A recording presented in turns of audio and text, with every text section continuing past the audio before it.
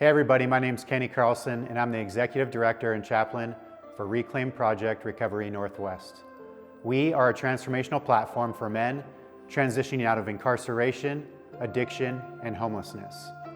Now, there's a stigma in our culture about these sorts of men, but from our experience over the last 5 years, the majority of these men just need security, they need purpose, they need opportunity, they need guidance. They need someone who cares enough about them to show them what it looks like to be a real man. Now, helping these guys reclaim their lives mentally, physically, emotionally, and spiritually, that's what we do. We build capable men. Through these 5 questions that I ask in these interviews, you will get the opportunity to know one of our guys each month. And our aim in doing this is to give you a new perspective and hope for our communities and for our world. Now, if you're in need of help or you know someone who's in need of help, go to our website at reclaimprojectnw.org. So check out these videos, check out these interviews. Like it, share it, and subscribe. Thank you.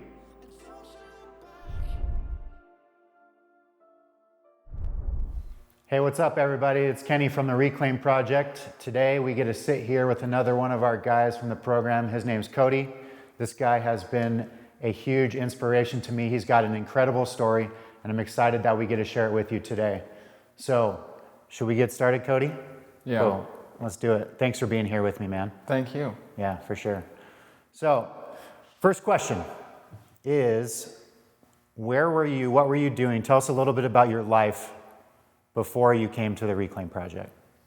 So, a good starting point would probably be when I was 7, my dad committed suicide, and I ended up finding him, and it really was the beginning of the downhill slide that was probably the worst part of my life.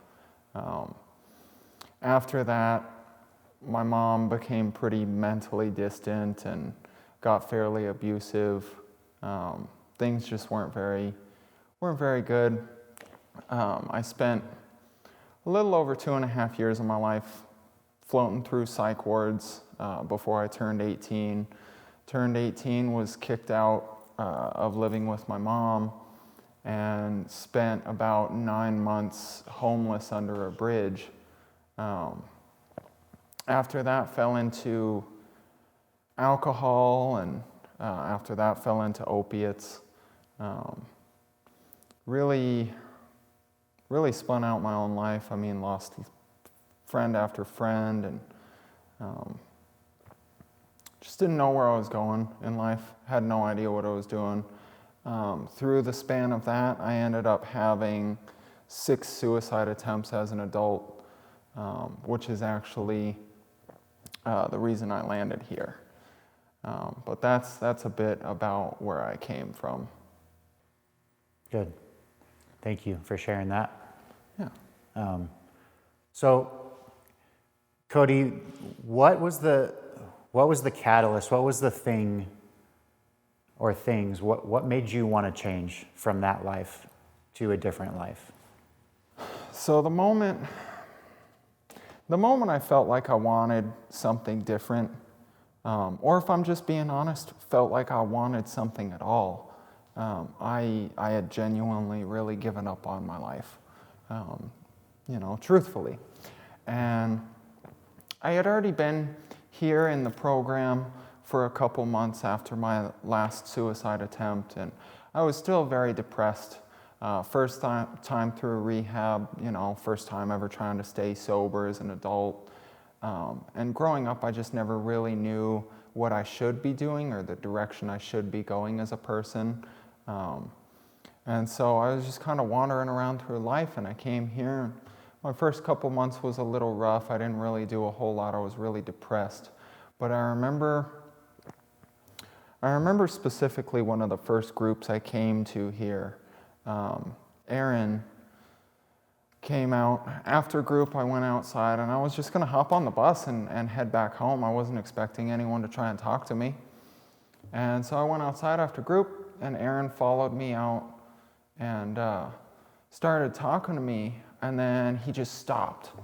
And he looked at me and he's like, I can tell you've got a lot of pain behind your eyes. And I've been really, really good about hiding it and being independent and trying to keep the hurt that I have locked in myself locked away from other people. Because at the end of the day, I've always thought of it as a vulnerability, so if people knew about it, they could use it against me. And Aaron was the first person in a long time to see through me, if you will, and genuinely see somebody that was hurting. And I feel it had been so long since somebody went out of their way to do something that was in my best interest, that put more work on them, that I genuinely felt like a level of unique human care and compassion from that. And I realized in that moment how alone I had felt for a long time. And I realized that if I was going to turn my life around, I wanted to follow this guy, in what he was doing. And because of what he was doing, I just decided to jump on board as best I could with as little as I know. When I started here, I had pretty much no experience in addiction recovery, first time through rehab, sobriety. My employment forte, if you will, was flipping burgers at McDonald's. But I just want to help somebody, get away from what I felt like inside. That's good. Yeah, you talked a little bit about your employment history, and I think that what's really neat and amazing is that you are now one of our housing managers, and you work hand in hand with Ken, and you take care of the guys that are coming into the program. You do all the intake, you take them to their houses, you do drug testing, and you do all this stuff, and you're a huge, crucial part of what we do here now. And we couldn't do what we do without you. And so talk to me, the one word that you said that I really love, that in our culture for men is so taboo, is vulnerability. Yeah. Tell me how that vulnerability changed your way of thinking and changed the way that you live. I mean, who you are as a man. Talk to that a little bit. So, I feel like I've gotten very good at controlling the issues that I've had, and I not only now have an addiction problem, but I've got a much longer standing mental health problem, which has run through my family genetics. It's just a thing. But I realized one day when I was here that the vulnerabilities inside myself, the hurt that I had stored there and packed away that I didn't want to share with anyone, I realized that it was never going to get better. It might not necessarily get worse, but it was never going to get better if I didn't talk about it with somebody, at least express it.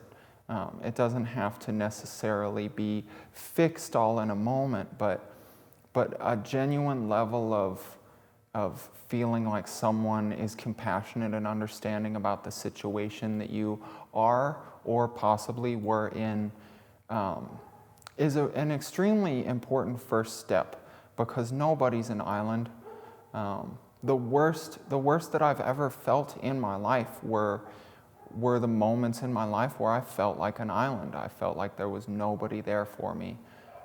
It led me to multiple suicide attempts. I mean, if that's not, I feel like that's a good example of the worst, because there's nothing after that.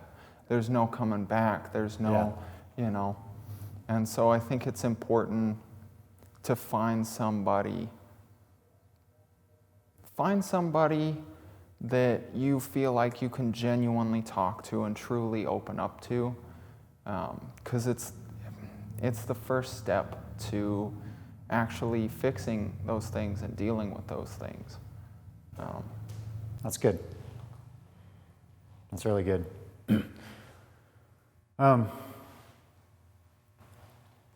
So now that you're part of the Reclaim Project, what has the Reclaim Project done for you, and what have you found here? So what I found here was something that I've spent my entire life looking for. So as I mentioned earlier, my dad committed suicide when I was 7, and one of my big realizations when I first got here was that I realized I had done so much in my life, so many things that weren't very productive for me, but I did it out of seeking fatherly approval. Genuinely, it's been something in the back of my mind for my entire life. I am completely aware of the fact that I will never hear my father tell me that he's proud of me. But that is a feeling that I feel like I've been missing forever. And when I got here, one of the things I found was it genuinely felt like a community of like-minded people. And what I mean by that is, when I came in here, I didn't feel judged because everybody's got some red on their ledger. Everybody isn't coming from the greatest life. So nobody really judges you for making mistakes or, having issues. But I found people that I look at as the example for the person I want to be when I grow up, if you will. As I mature, because I'm only 26 right now, and I'm very aware that what I know is a drop. What I don't know is an ocean. Acknowledging that I don't know that ocean is the best first step to being able to learn it. That's good. And so I really have taken a big example from a lot of the leaders here as to trying to shape myself into the person that I want to be. And I feel like that's what I found here. I found a sense of community. Further than that, I feel like I found a sense of family, because I no longer have contact with any of my family, any of my siblings. My mom doesn't like me very much. And so I felt very alone, and I came here and I just found a group of people that didn't judge me or tell me that I needed to be something different than what I was, or that it was okay to be hurt, and it was okay to be in pain. Because in life, as people, it's not about the mistakes that we make, it's about how we fix them that is the true sign of maturity. That's good, yeah. It's good advice. It's not about the mistakes we make, it's about how we face them and move on from that, right? Yeah. So what you said is, one thing you said is you understand that you're never going to hear your father say that he's proud of you. And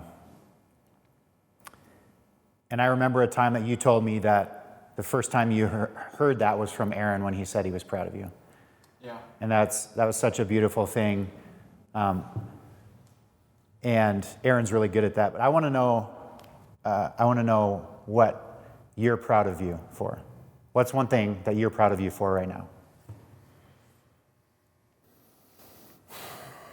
Well, I'm proud of myself for having tried. I'm really proud of myself for being open-minded enough to have been in the mental state that I was when I came in here, genuinely feeling like my life was a wasted life, and that I was just taking up space by being here in the program and being a part of things, I wanted to give that opportunity to the next guy.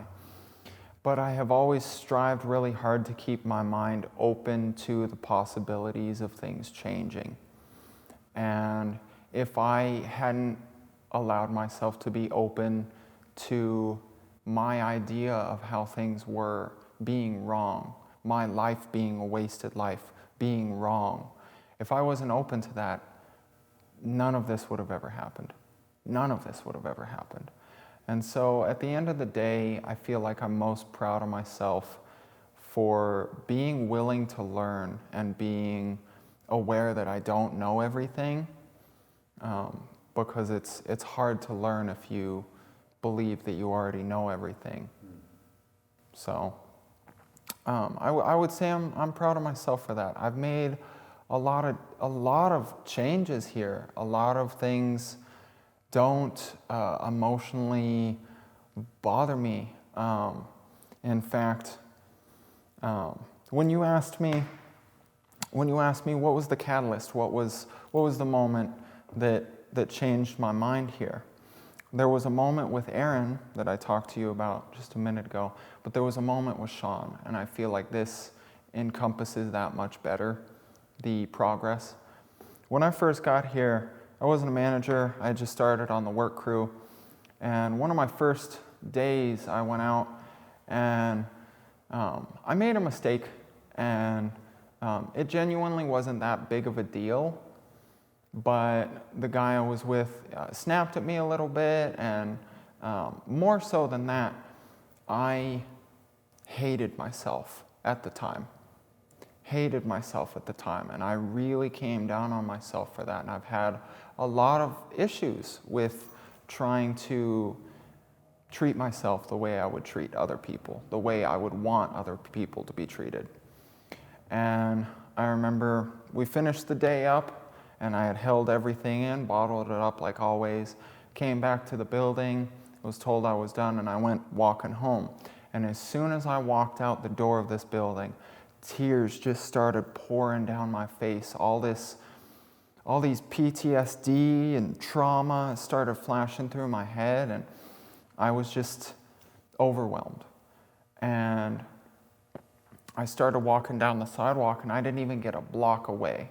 And Shawn Kingsbury came running down the sidewalk after me, and I thought he was going to be upset that I had just left and that I was mentally having a hard time. I thought he was going to be disappointed and upset with me, and he caught up with me on the sidewalk, just over here, not even a block away. And he stopped and he was like, "Are you okay? What's going on?" And I explained to him, it wasn't the other guy's fault for snapping at me. It's just that my head is so packed with pain that anytime I feel like I make a mistake, all of it comes back. My heart is a colored pencil. I want all these beautiful, good things for the world, but through the circumstances of life, my brain has become an eraser.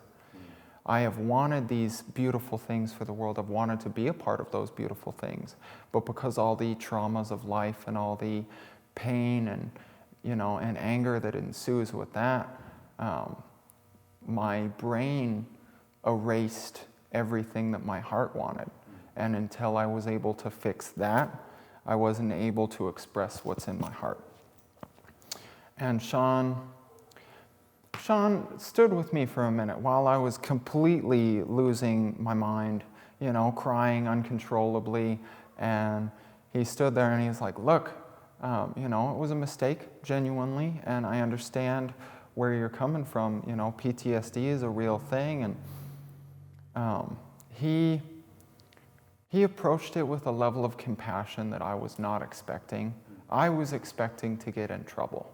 And he approached it like it was okay and it was better for me to have this triggering moment and get it out than to deal with it on my own.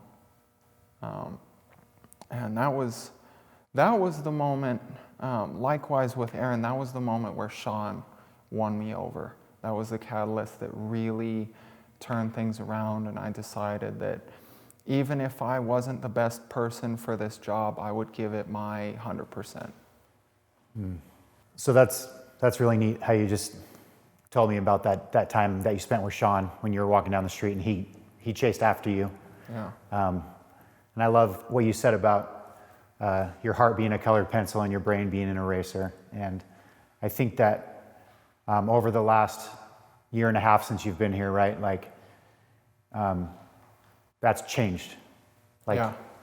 you are part of something, like your head and your heart is now part of something beautiful that is changing the city, right? Like, we're helping men reclaim their lives, and you are in that trench with us doing that stuff. And like, you've told me this before, man, like, you found family is the one thing you found here, and you found purpose too. And I just think that's such a beautiful thing. Like, as men, like, we need purpose. We need purpose. We need to be needed, and we need to be wanted. And I think that you've really found a purpose and a place here in this family, and we need you. You know what I mean? We need you to do what you do because you're good at it. And so the last question before the bonus question, the last question is, where do you see yourself in 5 years? Where do I see myself in 5 years? Probably in a very similar position as this. You know, the circumstances might be different, meaning like I may be doing a different part of this whole thing here, but if I genuinely think about where I see myself in 5 years, it is still very much involved in this project. Wherever we may be, you know, if we move different locations or whatever, I genuinely want to be a part of that. And I see myself in 5 years still trying to help out the next guy. Because somebody did that for me. And genuinely, it had been so long in my life since someone was willing to do something that made things harder on them, that were on my best interest. And I think that's what really captured my heart here. That's good. Yeah. Thank you. That's good. That's a good 5-year goal. We're happy about that for sure. So bonus question, and I want you to speak to the audience on this one. If there's someone that's watching this interview right now, and they are going through what you've gone through in your life, what do you have to say to that person right now? What I would say to you is something similar to something that my grandfather told me when I was a child. When I was a little kid, my grandpa was like the smartest person in my family. And I wanted to know what life was about, so I asked him, you know, what's life about? What are we all doing here? What's the meaning of everything? And my grandpa wanted to explain it, but he's got to explain it in a way that a small child would understand, and he accidentally did it perfectly. He looked at me and he's like, all right, bud, life is kind of like a jigsaw puzzle, but we've all lost the box to our jigsaw. So we have no idea what the picture is we're trying to make. We're just confidently guessing. And how do you put a puzzle together without the box? You start at the four corners and the edges. And the four corners of your life go something similar to this: family, friends, hobbies and interests, purpose and career. And that doesn't mean McDonald's, you know, that means like, what do you want to do with your life? Regardless of whether it makes you lots of money. What do you feel driven to do? These are four really stable corners in your life, but sometimes pieces still move around. Sometimes you'll change up friend groups, pieces move around over here. Sometimes a family member is going to die and it's going to leave a hole in your puzzle that you have to figure out how to rearrange things and fill it in. Sometimes you find some type of career or purpose that takes a lot of time, so you got to decide, do I want more work time or do I want more hobby time? but the structure stays the same. As humans, I think we desperately feel a hole inside of ourselves, the middle piece of the puzzle. You know, what is the middle piece that we're all looking for? I think that's up to each individual's interpretation. But I think what we do a lot as humans is just acknowledge that we feel the emptiness and we want to fill it with anything. So we will take drugs, alcohol, bad relationships, bad lifestyles. We will take these things and we will jam them into the center of the puzzle, trying to make it fit, ripping out all the other pieces in the process. You know, I don't need these friends anymore. They don't like to hang out with me when I do these things. You know, I don't have to talk to my family anymore. I can quit this job. I can stop doing these hobbies. And pretty soon, after a while, you're left looking at a life that you don't even recognize anymore, wondering where did everything go wrong. I think sometimes the first step, and your first step, might be to realize that you need to start over. Take the puzzle apart and reestablish the four corners and rebuild what you want your life to look like. Work on building a life that's worth not throwing away. That would be my advice to anyone watching. That's good. Yeah, that's good, man. That's what we say here is build a life worth not losing, right? Yeah. And like you just said, build a life worth not throwing away. Yeah. Not restructuring the puzzle, not starting over, right? Yeah. Build it a healthy life that can help other people and serve other people. And it's important to evaluate friendships or even family relationships, because the truth is that not everybody is meant to be in your life forever. Not every blessing is permanent, and not every provision lasts for eternity. And so I feel like as people, we should be evaluating our friendships and the people that are speaking into our life. You know, who do we look to follow as an example of who we want to be in the coming part of our life, and who do we look to help that we feel like we have the skills to help them make their life better. We should evaluate things like that because not every person is meant to be in your life forever. that's good.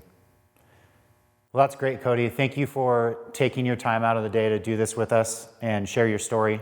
It's going to be very impactful, and it's going to change lives. I know it will. And I'm excited to do life with you, helping other guys reclaim their lives. So thank you for taking that time. Thank you. Yeah. Appreciate you, man. I appreciate you, Kenny. Thank you for having me here. Yeah, definitely.